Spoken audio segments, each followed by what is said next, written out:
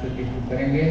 बोलिए पंच परमेश्वरी भगवान की प्रणमामि सदा प्रभु पार्षदिनं जिननायक दायक सौख्यगणं घनचारु मनोहर चेहधरं धरणीपति नीच सुसेवकरं करुणारसरञ्जित भव्यफणि फणिसप्तसुशोभितमौलिमणि मणिकाञ्चनरूपत्रिकोटघटं घटिकासुरनिन्नरपार्श्वतटं घटिनीपतिकोशगम्भीरस्वरं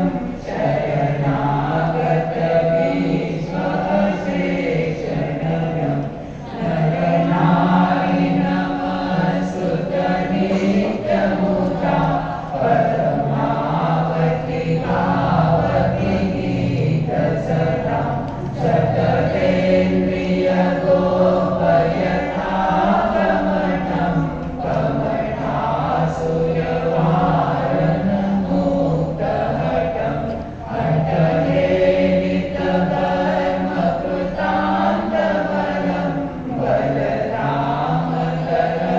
नरपङ्कजलं जलजस्वयपत्रप्रभानयनं नयनन्दितभव्यतरीशमनं मन्मथमणिरुहवह्निसमं समतागुणरत्नमयं परमं परमार्थविचारसदा कुशलं कुशलं कुरु मे जिननाथलं हरिणी नलिनी नलनीलतनुं तनुता प्रभु पार्श्वदिनं सुधनं सुधनधान्यकरं करुणाकरं परमसिद्धिकरं तददादरं वरदरोमश्वसेनकुलोद्भवं भवभृतां प्रभु पार्श्वदिनं शिवं भवभृतां प्रभु पार्श्वदिनं शिवं। चिंतामणि प्रभु पार्श्वनाथ भगवान की जय। आइए जन्नत के आस्था के केंद्र जैन धर्म दिवाकर भक्तों के भगवान, ऐसे हम सभी के आस्था के केंद्र राष्ट्र संत आचार्य सम्राट पूज्य गुरुदेव श्री आनंद ऋषि जी महाराज साहब का ये 30वां पुण्य स्मृति दिवस और उसी उपलक्ष्य में विश्व शांति महामंत्र नौकार का जाप, विविध स्तोत्रों का अनुष्ठान, साथ ही साथ जिनवाणी आपके सामने आ रही है।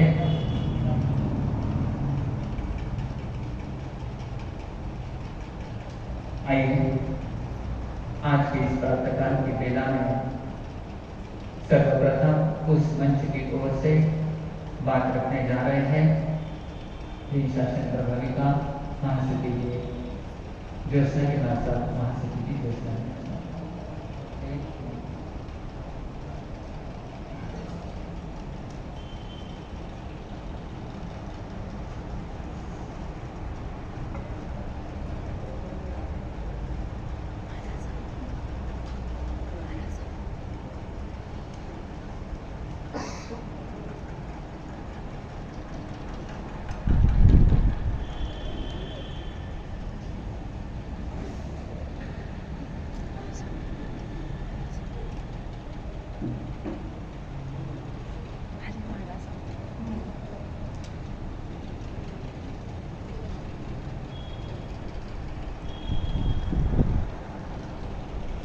सर्वसर्वसु रीता प्रभु पतितपावन चरण दिखाकर भगवान महावीर को वर्णन करने के पश्चात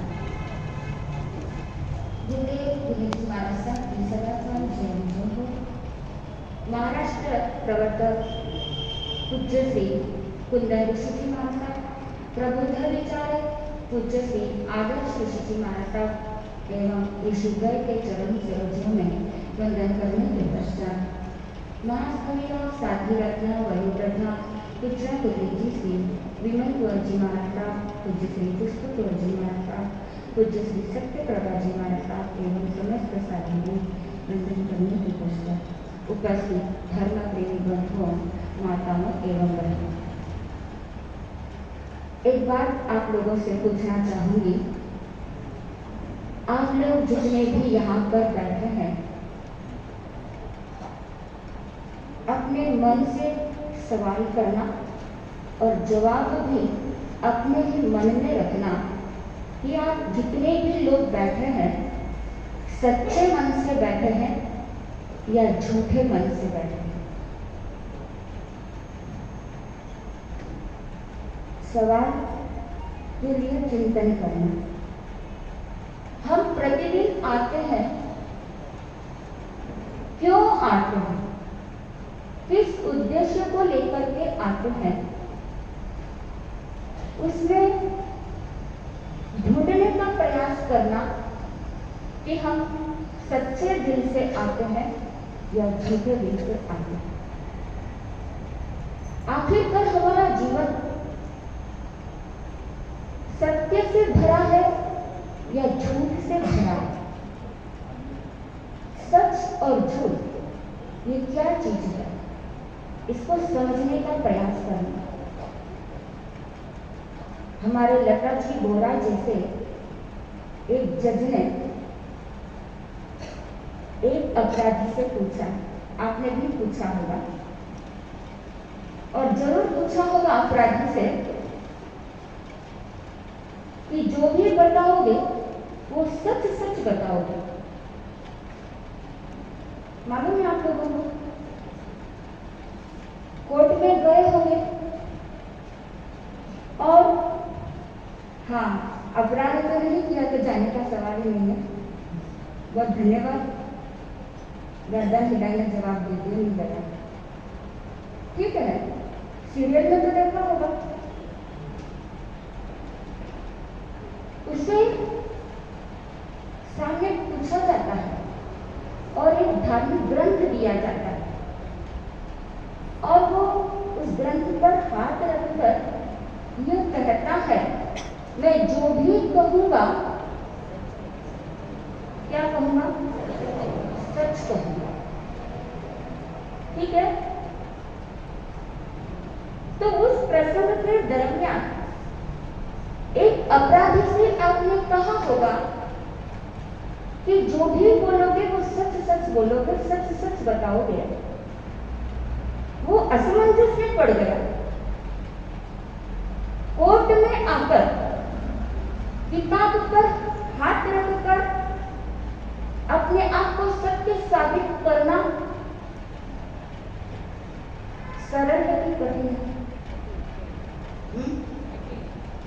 नीचे बैठने वाला ऊपर बैठ गया, चेयरमैन बन गया, बना दिया। बहुत मुश्किल है। वो असमंजस में पड़ गया, मैं सच बोलूं या झूठ बोलूं? आपने कभी अपराधी से कहा होगा, जानते हो झूठ बोलने का परिणाम क्या होगा? बोलो आप लोग क्या जवाब दोगे?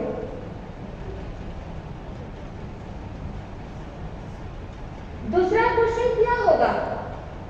और सच बोलोगे उसका परिणाम क्या होगा? बोलो दोनों का जवाब आपकी दृष्टि में क्या हो सकता है? सच बोलूं या झूठ बोलूं, ऐसे जब दुविधाजनक स्थिति होती है और उसके समक्ष ये कहा जाता है कि यदि तुम झूठ बोलोगे उसका परिणाम क्या होगा और यदि सच बोलोगे उसका परिणाम क्या होगा, बोलो वो क्या जवाब देगा? उसके पहले आपका जवाब क्या हो सकता है? झूठ का परिणाम क्या, सच का परिणाम क्या?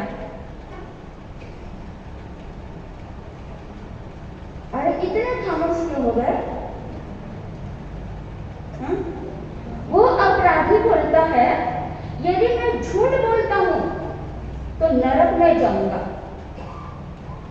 अभी वो गति आयुबंध वो कारण में नहीं बता रही, ज्यादातर लोगों के दिमाग में नरक शब्द रहता है। तो वो अपराधी कहता है कि यदि मैं झूठ बोलता हूं तो नरक में जाता हूं, तो बोलो सच बोले तो कहां जाऊंगा? हाँ, कहां?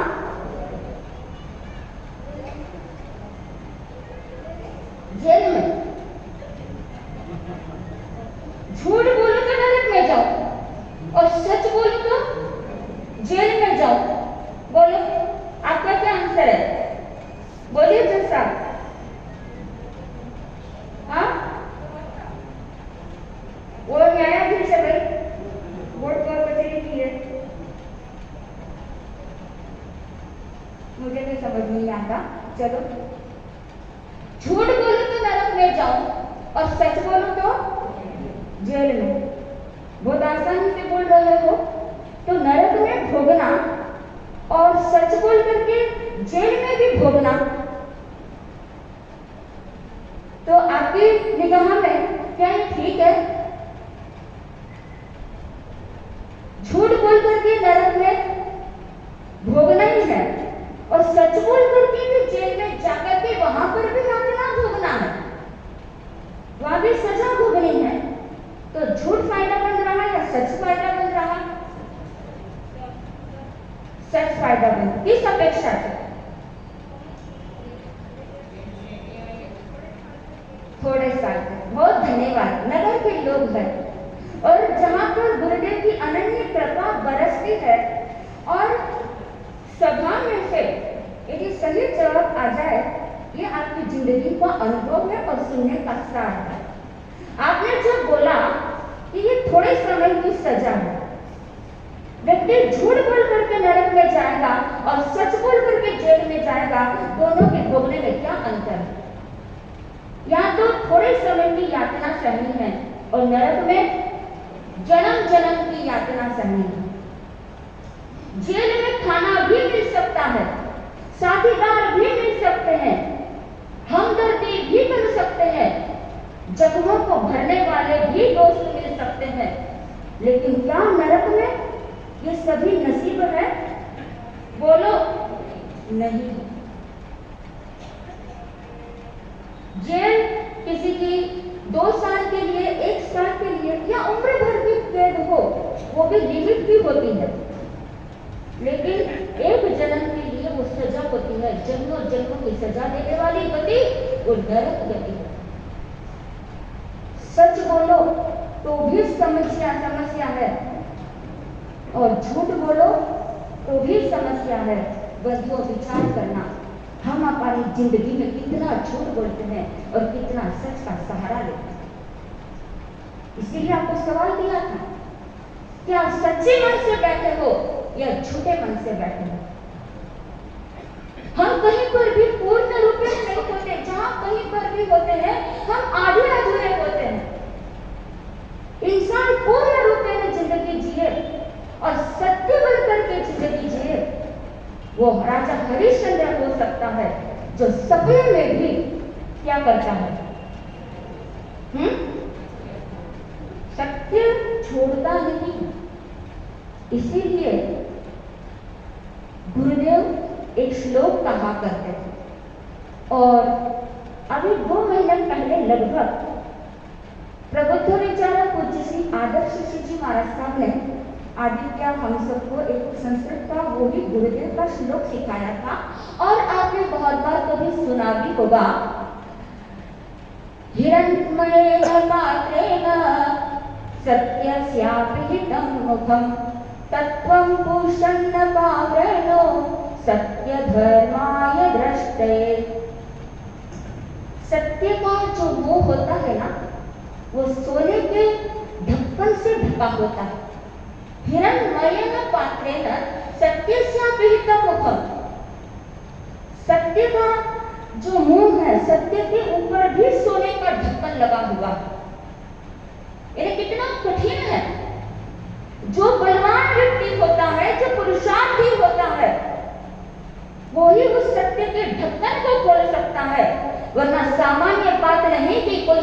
को प्रकट कर सके।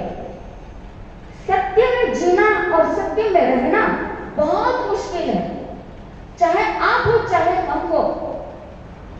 हम आंशिक भर भी झूठ का सहारा लेते हैं और कई बार ऐसा होता है एक झूठ को हम इतना सच साबित करने का प्रयास करते हैं कि बार बार बोलते बोलते बस झूठ भी सच का रूप ऐसा धारण कर लेता है कि हम उस झूठ को सत्य मान लेते हैं। इसीलिए कहा तत्वं पुरुषन्न पावरणो सत्य धर्मान दृष्टि। हे ईश्वर, सत्य का मुंह खोल दो जिससे कि हम सत्य के दर्शन कर सके। कोई सत्य का दर्शन कर सकता है? आगमों में 4 कारण आते हैं जिसकी वजह से व्यक्ति झूठ बोलता है। से कोहावा, लोभावा, भयावा, हासावा। वह क्रोध के वशीभूत होकर के झूठ बोल सकता है, लोभ के कारण झूठ बोल सकता है, भय के कारण झूठ बोल सकता है, हंसी मजाक में झूठ बोल सकता है। और कई बार हम ऐसे झूठ का प्रयोग कर देते हैं हमें पता ही नहीं लगता कि हम झूठ बोल रहे हैं। आप सोचो, आपसे मैं एक भी सवाल पूछूं दोबारा कि आप ज्यादा से ज्यादा कब झूठ बोलते हो? भाई लोग भी बोलना, आप लोग भी बोलना, ज्यादा से ज्यादा झूठ कहाँ बोलते हो? आज हमारे जीवन का 70% भाग यदि कहीं जाता है तो झूठ में चलता है। आदमी लोग व्यापार के कारण खुद का बचाव करने के लिए हम कई बार अपने आप को अच्छा साबित करने के लिए झूठ बोलते हैं। लोभ के कारण झूठ बोल देते हैं, डर के कारण झूठ बोल देते हैं। घर में आप अपनी पत्नी के साथ झूठ बोल देते हैं और पत्नी भी क्या करती है? ज्यादा से ज्यादा आप कहाँ झूठ बोलते हो? किसके सामने झूठ बोलते हो? बोलो, उधर की तरफ बोलते हो कि नहीं? और वो लोग इधर के लिए भी झूठ बोलते हैं। कई बार हम ऐसे झूठ बोलते हैं हमें मालूम नहीं पड़ता। और झूठ कभी भलाई के लिए भी बोला जाता है, 2 टूटे हुए दिलों को जोड़ने के लिए भी झूठ बोला जाता है।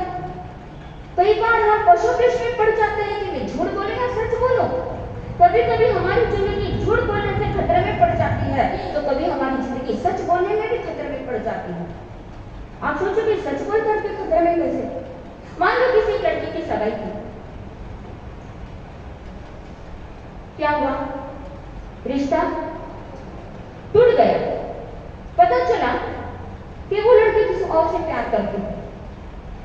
अब वो रिश्ता टूटा, दूसरा रिश्ता आया। आपने क्या सोचा? सच बोल करके रिश्ता करना या झूठ बोल करके रिश्ता करना? आप कई बार सोचते हो सामने वाले को सच सच बता दे, तो क्या होगा? क्या आपकी इतनी हिम्मत है? क्या आप इतना सच बता सकते हो? बोलो। झूठ बोले तो भी मुश्किल, सच बोले तो भी मुश्किल। उस समय आप क्या कर सकते हो? ऐसी कभी सिचुएशन आ जाती है तो भगवान महावीर का एक अच्छा संदेश है। 2 चीजों को हमेशा अपने साथ में रखो, एक समझ शक्ति और एक सहन शक्ति। समझ में विवेक रहा हुआ है और विवेक में समझ रहा हुआ। आप उस समय विचार करो, यदि मैं सच बोलूं या झूठ बोलूं, लेकिन नुकसान किसमें ज्यादा है या नुकसान किसमें कम है? ये आपकी बुद्धि के ऊपर डिपेंड करता है, आपकी समझ के ऊपर डिपेंड करता है, आपके विवेक के ऊपर डिपेंड करता है कि इस समय मुझे क्या करना चाहिए। क्योंकि जीवन में कई बार ऐसे कठिन प्रसंग आते हैं, क्योंकि हर जगह हम सत्यवादी हरिश्चंद्र नहीं बन सकते। वो तो आज हजारों युग बीत जाने के बावजूद भी सपने में देखा हुआ सच भी आज दुनिया गुण गाती है। क्या हम इतना सच बोल सकते हैं? हम छोटी छोटी बातों में झूठ बोलते हैं। सोच के देखना, विचार करके देखना। आपके पति ने आपको कहा कि चलो बाजार चलना, आपका मन नहीं है, लेकिन आप ऊपर ही मन से जबरदस्ती के मन से आप चले जाते हो, तो आपका मन कहीं और है। और साथ में जा रहे हो, आप सच्चे मन से जा रहे हो कि झूठे मन से जा रहे हो। ऐसे झूठ होते हैं, ऐसे सच होते हैं जिनको हम व्यक्त नहीं कर सकते, हम उसमें जीते चले जाते हैं और हमारी जिंदगी को हम स्मूथ लाइफ नहीं बना पाते। गुरुदेव के प्रवचनों की किताब में बहुत बार आपने पढ़ा होगा या बहुत बार आपने सुना भी होगा। एक छोटा सा दृष्टांत गुरुदेव फरमाया करते थे, गोपाल कृष्ण गोखले का। याद आया? सुना है आप लोगों ने? छोटा सा बालक और टीचर ने बहुत कठिन सवाल दिया कि इसको हल करके लाना। दूसरे दिन सभी बच्चे वहां पर पहुंचे, टीचर ने सभी के सवाल को चेक किया, लेकिन सबका गलत। लेकिन एक गोपाल कृष्ण गोखले का सवाल सही। टीचर बड़े खुश हो गए, शाबाशी दी और शाबाशी देने के साथ में कहा कि आज से तुम सबसे आगे वाली सीट में बैठोगे। क्या कहा? सबसे आगे बैठोगे। और वो गोपू जोर जोर से रोने लगा। टीचर ने पूछा, तो इतना जोर जोर से क्यों रहा है, क्यों रो रहा है, क्या हुआ तेरे को? बोलो क्या हुआ? क्या हुआ? बोलो ना, जवाब दो ना। क्यों रो रहा वो कहता है टीचर से कि ये जो सवाल मैंने हल किया, आप जो मुझे शाबाशी दे रहे हो, ये मैंने हल नहीं किया, किसी दूसरों के सहयोग से मैंने ये सवाल हल किया है। ये क्या हो गया? सच है। टीचर ने कहा कि दूसरी बार मैं तुझे शाबाशी देता हूं कि इतने सारे बच्चों ने जब उसके जवाब को सुना हैरान रह गए कि दूसरों से मतलब नकल करके या पूछ करके भी इसने सवाल को हल किया है। क्या झूठ है, क्या सच है, कितना सत्य है, कितना झूठ है। एक छोटा सा बच्चा गुरु के समक्ष, अपने शिक्षक के समक्ष स्वीकार कर रहा है। हम बच्चों को सिखाते थे, छोटे होते हैं, झूठ बोले तो कौवा काटे। बोलते ना बेटो कभी झूठ बोलना मत। क्या कौवा इतना समझता है? बड़े लोग झूठ बोले तो नहीं काटना और छोटे बच्चे झूठ बोले तो काटना। बोलो, हम बच्चों को सिखाते हैं और खुद झूठ बोले तो कौन काटेगा? फिर कौन काटेगा? सोचो, विचार करो, हमसे ज्यादा कौवा समझदार हो गया है। वो बच्चा सच बोल देता है, बट वो सत्य के पास इतनी एनर्जी होती है, सत्य में इतना अपूर्व बल होता है, सत्य में इतनी ताकत होती है, उसके दरवाजे में कभी झूठ प्रवेश भी नहीं कर सकता, वापस स्थानों में उसका स्थान ही नहीं आ सकता। लेकिन हम अपने जीवन में न जाने कितनी बार इनका सहारा लेते चले जाते हैं। आज मैंने पूछा सत्य से, तू क्यों मौन है? आज मैंने पूछा सत्य से, तू क्यों मौन है? वो उदास होकर बोला, अब मेरी सुनता कौन है? क्या बोला? अब मेरी सुनता कौन है? बंधुओं, हम झूठों की बातों को झूठा मान करके सत्य स्वीकार कर लेते हैं। सामने वाला झूठ बोलता है और हम उस झूठ को भी झूठ स्वीकार कर लेते हैं। ये हमारी मूर्खता होती है। ज्ञान प्राप्त करना बहुत आसान है, किताबें शास्त्र पढ़ना बहुत आसान है, लेकिन व्यक्ति में समझ शक्ति नहीं होती कि सामने वाला कौन है और मैं कौन हूँ। झूठ को झूठ मान लेना, यह सबसे बड़ी अज्ञानता है और हमारी जिंदगी में हम बहुत बड़ी गलती करते चले जाते हैं। ज्ञानी महापुरुष कहते हैं, इसलिए हमारे भीतर में समझ इस रूप में हो कि समझ हमारे मन को सत्य क्या है और गलत क्या है ये सिखाए। यदि हमारे मन में समझ है, हमारे भीतर में विवेक है, तो हम इन दोनों का निर्णय किस प्रकार कर सकते हैं कि हमारी विवेक बुद्धि खुली हो तो ही हम कर सकते हैं। दूसरे नंबर पर हमारे पास सहन शक्ति है। समझ भी हो और सहन शक्ति हो। समझ इस प्रकार से हो, इंसान है, गलती को कुचला है, वो गलती कर लेता है, लेकिन अपन अपनी गलती को स्वीकार कर लें, सामने वाले को समझा दें और पुनः उसको सुधारने का प्रयास करें। और सहन शक्ति इस प्रकार से हो, सामने वाला मेरा घर का है, मेरे परिवार का है, इसने यदि किसी डर के कारण, दबाव में आकर के, लोभ के कारण, हंसी मजाक में यदि इसने झूठ बोल दिया है तो मैं क्या करूं? उसको क्षमा करो और क्षमा करके दोबारा गलती न करने की शिक्षा दो। बहुत सारी चीजें हैं, जितना बोलो उतना बोल दो, लेकिन हमारे जीवन में हम इसको समझने का प्रयास करें। एक व्यक्ति एक संत के पास गया और जाकर के कहा कि गुरुदेव मैं बहुत दुखी हूँ, मुझे कुछ तो भी अच्छी शिक्षा दे दो। तो बोले कि ठीक है, तो मांस खाता है? बोले नहीं खाता। तो शराब पीता है? नहीं पीता। चोरी करता है? नहीं करता। फिर क्या करता है तू? बस मैं जिंदगी में एक ही काम करता हूँ गुरुदेव, मैं कभी सच कहता नहीं और झूठ छोड़ता नहीं। लोगों का बहुत तबियत कलाम होता है, साधु संतों के पास आकर के बैठते हैं, पहुंचे मैं कभी झूठ नहीं बोलूं, तो हम बोलते हैं हाँ सच बोलने का सौभाग्य है आपको, तो आप झूठ क्या बोलोगे? साधु संतों के पास बोलते हैं हम कभी झूठ बोलते नहीं है, झूठ बोलने का मेरे को नियम है, मैं जो भी बोलता हूँ सत्य बोलता हूँ। इसलिए बोला जाता है सत्य कैसा होता है? कड़वा होता है। सत्य कड़वा होता है। हमारे मारवाड़ी में बोलते हैं अभी सच्ची सच्ची क्यों बोला ना तो मिर्ची नाम जाए। सोचो, विचार करो, हम अपने जीवन को अच्छे से अच्छा बनाने का साबित करें। छोटी छोटी बातों में हम झूठ बोल देते हैं, माया भ्रष्टाचार का सेवन कर लेते हैं, माया भी करते हैं और झूठ भी बोलते हैं। ये दो पापों का मिश्रण हमारे जीवन में बहुत बार होता है। हमारी बहनें बोलती है दाल चावल थोड़े बचते हैं तो पहले से घर में डिमांड शुरू हो जाती है, ये राशन खत्म हो गया, थोड़ा सा बचा के रखती है, फिर बोलते बोलते बोलते बोलते 8 दिन निकल जाएंगे, 10 दिन निकल जाएंगे। आज भी लोग जल्दी सुनते नहीं है, तो आते आते उतना तो काम अपना चल जाएगा। ये माया वृषावाद का झूठ, ये हमारे जीवन को पाप के स्थान में धकेल देता है। हम इन चीजों को समझ नहीं पाते, इन चीजों को जान नहीं पाते, क्योंकि झूठ के कभी पैर नहीं होते और माया कभी छिपती नहीं है। व्यक्ति के दिल में यदि माया है और वो वाणी से सत्य का प्रयोग भी कर देता है, वो झूठ के बराबर होता है।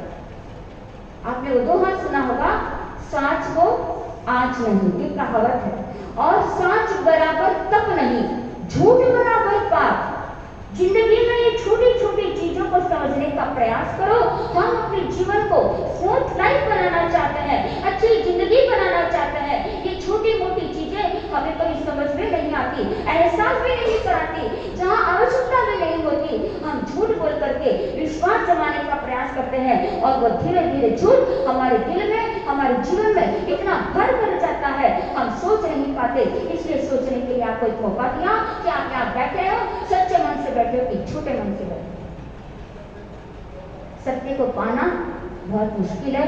सत्य को पाने का अधिकारी वो ही व्यक्ति हो सकता है जिसको भोग में रोग दिखाई दे। क्या दिखाई दे?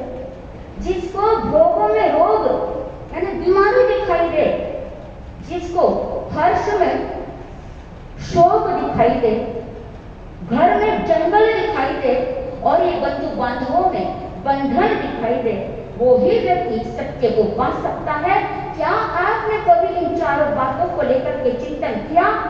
कभी हम सांसारिक भोगों को भोगते भोगते भोगते भोगते कभी ख्याल आया कि शरीर व्याधि मंदिरम, ये शरीर बीमारियों का घर है, ये सत्य है, आप इसको स्वीकार करोगे? आज हम सुख में जी रहे हैं, लेकिन ये सुख में दुख रहा हुआ है, हर्ष में शोक रहा हुआ है। क्या आप मानने को स्वीकार करोगे? इस चीज को मानोगे आप? आज जो सुख का समय आया वो कल दुख में भी बदल सकता है। इस सत्य को आने के बाद मानते हैं, लेकिन पहले उसको हम समझ में नहीं लेते। आज जिस घर में, कोठी में, बड़े बड़े बंगलों में हम रहते हैं, कभी आपने महसूस किया ये सब आज है कल नहीं, घर में रहूं या जंगल में रहूं, मेरे लिए तो सब जिनके लिए सत्य है, हमेशा कोई चीज रहने वाली नहीं। क्या आप इस सत्य को स्वीकार करोगे? बहुत मुश्किल है। और ये जितने भी बंधु बांधव परिवार, ये कुटुंब के लोग हैं, ये सब मेरे नहीं है, ये सब मात्र बंधनकारी है। ये सत्य जिसके व्यक्ति को समझ में आ जाए, उस सत्य का चिंतन करने के लिए हम सभा में आते हैं और यहाँ से सवाल लेकर के जाना कि मैं यहाँ आती हूँ धर्म आराधना करने के लिए, तो मेरे जीवन में, मेरे मन में, मेरे दिल में, मेरे दिमाग में कहीं पर भी कोई झूठ का अंश भी ना हो। मैं थोड़ा धर्म ध्यान करूं, थोड़ी धर्माराधना करूं, संवर्त सामायिक जो भी कौशल आदि जो भी धार्मिक अनुष्ठान करूं, वो सच्चे दिल से करूं। वहां पर सत्य के साथ में श्रद्धा बैठेगी, हमारा आना सार्थक होगा। जी भर के हंसो जिंदगी से प्यार करो, जी भर के हंसो जिंदगी से प्यार करो, झूठी बातों से जीवन को ना बेकार करो। हर वक्त पे होती है मान अहंकार की दीवारें, दिल में प्रेम बसा, इन सबको विस्मार करो। बस इतना सा बोलकर एक बात आपको अंत में कहती हूँ, हम बाहर में कितना भी झूठ बोले, सबसे पहले हम अपने आप से झूठ बोलते हैं, और जितना ज्यादा हम अपने आप से झूठ बोलते हैं, उसको हम छोड़ेंगे तो हम दूसरों के सामने सत्य के रूप में पेश आएंगे। तो आज से चिंतन करना, हम अपने जीवन को यदि अच्छे सच्चे यात्रा पथ पर बढ़ाने का प्रयास करेंगे, हमारा सुनना सफल और सार्थक हो सकता है। कौन सुने? जय आनंद, जय आनंद, जय आनंद, आनंद गाएगा, चरणों में शीश झुकाएगा। जय आनंद, आनंद गाएगा, ऋषिवर आनंद का नाम रटो, परिमल भावों से दूर हटो। यह गीत रसिक सुनाएगा, जय आनंद, आनंद गाएगा, चरणों में शीश झुकाएगा। जय आनंद, आनंद गाएगा। बोलिए आचार्य भगवंत की। आचार्य भगवान का जीवन, उनके जीवन की हर एक बात हर एक व्यक्ति के लिए प्रेरणादायी ऐसी सिद्ध हो जाती है। अभी आपने सुना ही है। पहली बात, समझशीलता, सहनशीलता, सरलता, क्षमाशीलता आदि अनेक गुण गुरुदेव के भीतर में थे। जो भी गुरुदेव के पास में आता था, कोई समस्या लेकर महापुरुषों को भी तब लोग छोड़ते नहीं। इस बात का बराबर ध्यान रखना है कि जैसे भगवान महावीर स्वामी को परिश्रम आए, उपसर्ग आए, उसी प्रकार साधु संतों को भी परिश्रम उपसर्ग आते हैं।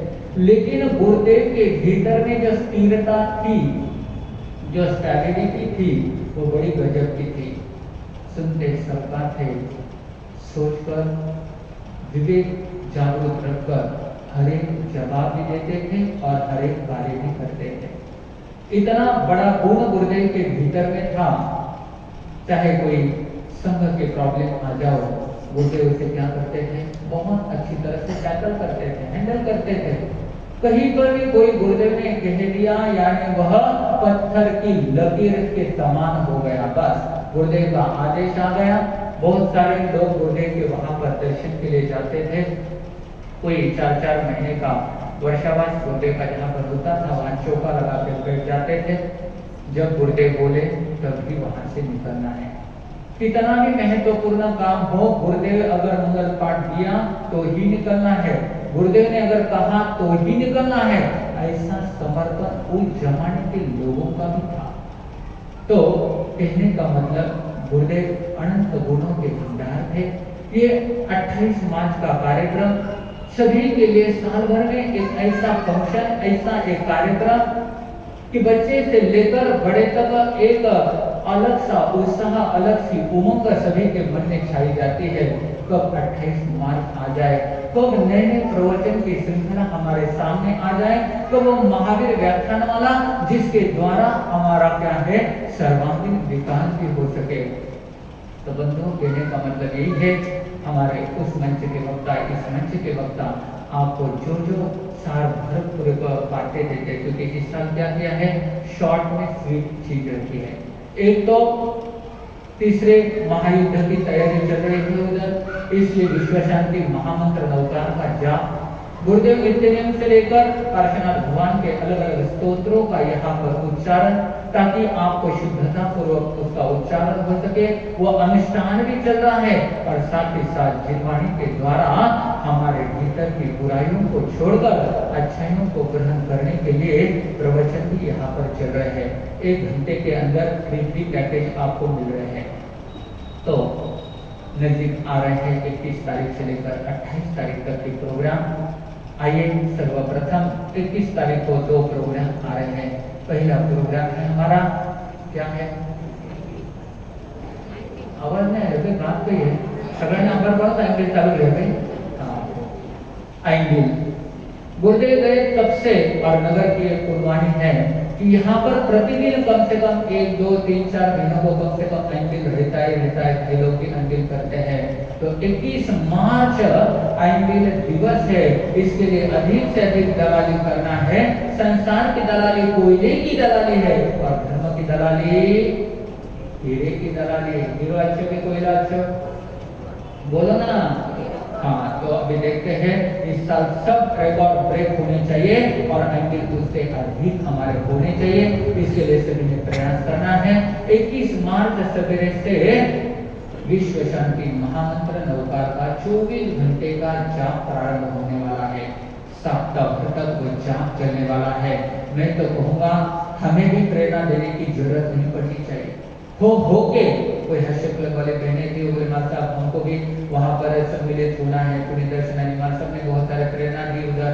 तो ऐसी जो बात है कि कहने की जरूरत नहीं, अपने गुरुदेव का काम है, हमें होकर अपने नाम और जो बात कही है तुरंत उसे स्वीकार करते हुए आगे बढ़ना चाहिए। ये जितने भी धार्मिक अनुष्ठान आदि होते हैं ये आपके आत्म विकास के लिए जरूर होते हैं, इसका पहले ध्यान रखना है। तो 21 तारीख से लेकर 27 तारीख तक जो विश्व शांति महामंत्र नवकार का जाप समाधि के वहां पर होने वाला है। तो अभी से तैयारी करनी है और अधिक से अधिक भाई बहनें उसमें सम्मिलित होने का जरूर प्रयास करें। साथ ही साथ 23 तारीख को एकासन दिवस है। 24 तारीख को तुरंत देखो मार्च महीना ना कुछ फंक्शन लेके आता है, एक करके उधर बच्चों के एग्जाम और इधर हमारे धार्मिक अनुष्ठान फंक्शन होते हैं। 24 तारीख को क्या है, भूलिया का घना जल्दी भूल जाओ, अच्छी क्वालिटी के बादाम खाओ ना तो भूल जाते बीमारी नहीं रहेगा। क्या है 24 तारीख को, वर्षित्र प्रारंभ का दिवस है। एक सुनहरा अवसर है जिंदगी में, वर्षित करना बहुत महत्वपूर्ण होता है। रात्रि भोजन अपने आप कर जाता है, बंधनों का त्याग हो जाता है, कितने सारे प्रॉफिट उसके साथ हमें मिल जाते हैं। तो इसलिए हमें क्या करना है, वर्षित कम से कम मौका मैं कहूँगा कि शुरुआत एकासना से जरूर करें और वर्षित में अधिक से अधिक कम से कम अहमदनगर के 108 भाई और बहनें वर्षित के लिए इस साल, बोलो ना इतना होशियार है ना सगळा, हाँ बाप जी प्रभावना लिया बारे में क्या करिए, ऐसे नहीं करना है, ये ध्यान रखो।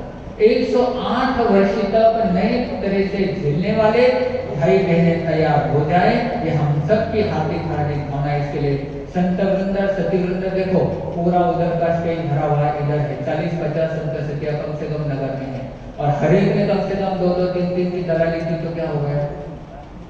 और बाकी महिला मंडल कार्यकर्ता सब जितने पदाधिकारी है ये करेंगे तो एक्स्ट्रा ही होने वाला है। तो जरूर इस बात को ध्यान रखना है। 27 तारीख को सामूहिक दया दिवस, बच्चे से लेकर बड़े बुजुर्ग तक दया में सभी ने सम्मिलित होने का जरूर ध्यान रखना है। और 28 को क्या आ रहा है, पुण्य स्मृति दिवस आ रहा है। किसी की भावना है अठे कर सकते हैं, ठेला कर सकते हैं। जब तक साधना आराधना से गुरुदेव के चरणों में जरूर कुछ ना कुछ भेंट चढ़ा सकते हैं। अगर किसी को ये भी भेंट चढ़ाना थोड़ा सा जड़ लग रहा है, जरा कठिन लग रहा है, तो अपने घर के पुत्र और पुत्री को जिन शासन के लिए भी कितना सोपो मांग रहे हैं, इतना इजी सब ऑप्शन मैंने आपके सामने रखे हैं, जरूर इस पर चिंतन और विचार आप करोगे। इन्हीं शुभ भावों के साथ ओम शांति। आइए प्रस्थान की ओर चलते हैं। आज का एकासन गुरुदेव की आज्ञा से योगेश्वर एकासन 3 आराधना तत्काल अस्मिन् खायनो सायं संस्कार सागर्य करना और पसाने में सब समर्थ करना होते। आज का हिंदी गुरुदेव की आज्ञा से योगेश्वर यामिना तत्काल में निवाले और गुरु प्रधान दिव्य की आन वस्तुधान की तो इन्हें सब समर्थ करना होते। आज का एक उपवास गुरुदेव की आज्ञा से योगेश्वरी अवतरण तत्काल में दिव्य की आन अस्मिन् खायनो सायं संस्कार करना सब समर्थ करना होते। और कोई तपस्या में बिला तिला नहीं। तपस्या करने वाले सभी भाई बहनों को, आनंद दरबार श्री संघ की शान बढ़ाने वालों को आज की प्रार्थना रखी गई है। सो सूर्यकांता ऋषिकलाल जी कोठारी सूर्यकांता बहन के जन्मदिन के उपलक्ष्य में, साथ ही साथ सुशीला बहन और मनोज कुमार जय शुक्ला जी बाफना, इनकी ओर से भी आज की प्रार्थना रखी है। प्रार्थना देने वाले को बहुत बहुत धन्यवाद, साधुवाद। आइए आज के सामूहिक प्रत्याख्यान लेने के लिए सभी आप अपने स्थान पर खड़े होकर आज के सामूहिक प्रत्याख्यान श्री शंभोनाथाय नमः की एक माला आज जरूर मेरे और आज के भी बुद्धे के भीतर का एक छोटा सा गुण लेकिन बड़ा महत्वपूर्ण है, वह है सहनशीलता को अपनाने का प्रयास करें। किसी ने ऊंचा नीचा बोला तो भी शांति शांति शांति बनाए रखे। आज के दिन ऊपर से धारा प्रमाणे प्रकांत बनते पड़ी का निदान बनाई हो से नमो अर्यंतान नमो सिद्धान नमो आयर्यान नमो ओंछायान नमो लोये सर्वसावनम केशो पंचनमो कालो सर्व पावकनाशनो मंगलानंद सर्वे सिद्धनमो भवे मंगलम। गुरुदेव की आज्ञा तत्काल मंगलम अर्यंतान मंगलम सिद्धान मंगलम साभो मंगलम केवले पन्नतो धर्मो मंगलम। चतारी गरुत्तमा अर्यंता गरुत्तमा सिद्धा गरुत्तमा साभो गरुत्तमा केवले पन्नतो धर्मो गरुत्तमो। चतारी शरणं पवज्जामि अर्यन्ते शरणं पवज्जामि सिद्धे शरणं पवज्जामि साभो शरणं पवज्जामि केवले पन्नतं धर्मं शरणं पवज्जामि। अर्यन्तो का शरणा शुद्धो का शरणा साधो का शरणा केवले करोति दया धर्म का शरणा। चार मंगल चार उत्तम चार शरणा दुख हरना सुख करना और शरणा नहीं कोई। जो भवी प्राणी करे आराधन तो अक्षय अमृत हो।